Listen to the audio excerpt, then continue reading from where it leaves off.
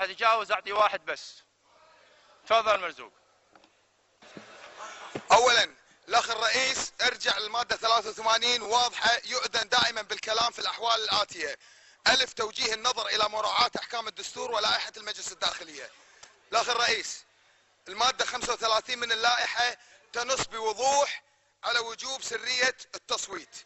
في السابق قبل اكثر من 4 سنوات كان التصويت الورقي يتم وشابه عده اخطاء، احدها انتخابات الرئاسه في 2006 لما صار في اطلاع واطلاع على الورقه، بالاضافه الى ان كان هناك اخطاء واوراق ملغيه وفي سلطه تقديريه اذا حط الاسم الاول من مرشح والاسم الثاني من المرشح الاخر، وكان في عده اخطاء.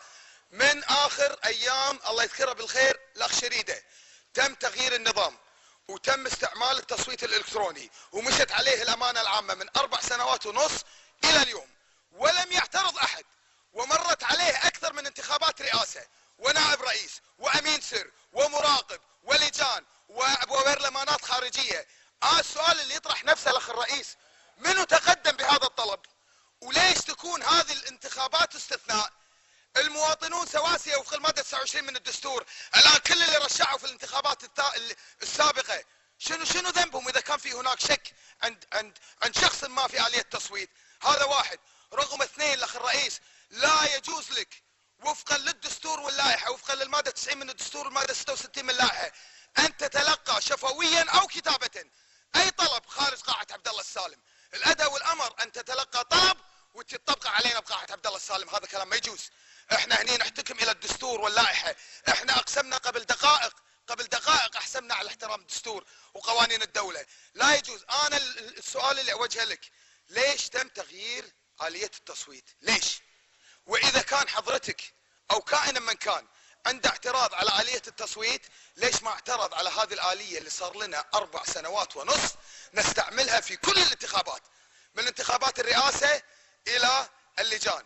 الامر الاخ الرئيس، وانا انأى فيك من هذا الامر وانت تعرف مقدار مكانتك عندي، ما يجوز ان تقوم بهذا الامر دون اي تبرير، ما يجوز. برر لنا ليش غيرت آلية التصويت، وليش عندما تذهب الى اعلى درجات الالتزام بنص المادة 35 من اللائحة الداخلية وتصل الى اعلى درجات السرية ترجع الى الوراء؟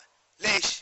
انا يعني من حقي كنائب ومن حق كل النواب ان يفهموا السبب وراء ذلك. هل هناك طلب قدم وانا اثق في مصداقية ردك؟ هل هناك طلب؟ اذا كان في طلب ماشي يقدم الطلب، نسمع شنو المبررات. وبعدين انت الان الاخ الرئيس خلي جاوب، الامر واضح. الاخ الرئيس، انا احتراما للائحه اصوت تصويت سري، ولا اذا اللائحه ما تمنعني اعلن رايي ولا اخاف من احد. عندنا قناعات نحطها داخل الصندوق، لكن انا اسالك انت: ليش يتحول التصويت من الكتروني الى ورقي في هذه الانتخابات تحديدا؟ ليش في السابق؟ ليش الاخ الرئيس؟ ليش في السابق انزلوا سأضطر اخراج اللي يستحسنون او غير ذلك، رجاء السكوت في الصالة فوق. الاخ الرئيس، المجلس ما يخصكم، يخص اللي جالسين في الصالة. رجاء التزام النظام. الاخ الرئيس، وانا ماخذ الامور بحسن نية، لكن انا اوجه لك سؤال وارجو ان تراعي هذا الامر وان تعدل قرارك. انت كنت رئيس السن واجريت انتخابات الرئاسه بالتصويت الالكتروني بوجود حضرتك، انت ليش تغير الان؟ هذا يطرح علامات استفهام. سمعت. وبعدين الامر الاخر، ما يجوز لك الاخ الرئيس ان تغير اليه التصويت وانت ايضا مرشح لاحد المناصب. لذلك انا اتمنى بان نلتزم بما التزمنا فيه منذ 4 سنوات ونصف دون اي تغيير. احترام اللي بيفوز يفوز، بنبارك له وبنقول له الله يعينك على المسؤوليه اللي بتحملها.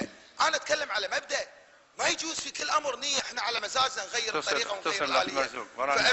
فارجوك الاخ الرئيس بان تلتزم بالاليه اللي استعملناها منذ اكثر من 4 سنوات ونصف، وان تلتزم بان نص الماده 35 من اللائحه الداخليه اللي يدفعك الى اعلى درجات السريه قد تحقق في ذلك التصويت. واذا كان هناك في شك بالتصويت الالكتروني خل يوقف كائنا من كان يقول عندي شك، لان تمت في انتخابات رئاسه وتمت في اكثر من انتخابات رئاسه واكثر من انتخابات نائب رئيس واكثر من انتخابات مراقب، وكذلك الامر انا برشح لاحد اللجان. اي آلية تصويت انت تحطها انا بيك بآلية تصويت جديدة وبقترحها. هل يجوز لك انك تغير على كيفك؟ خلاص.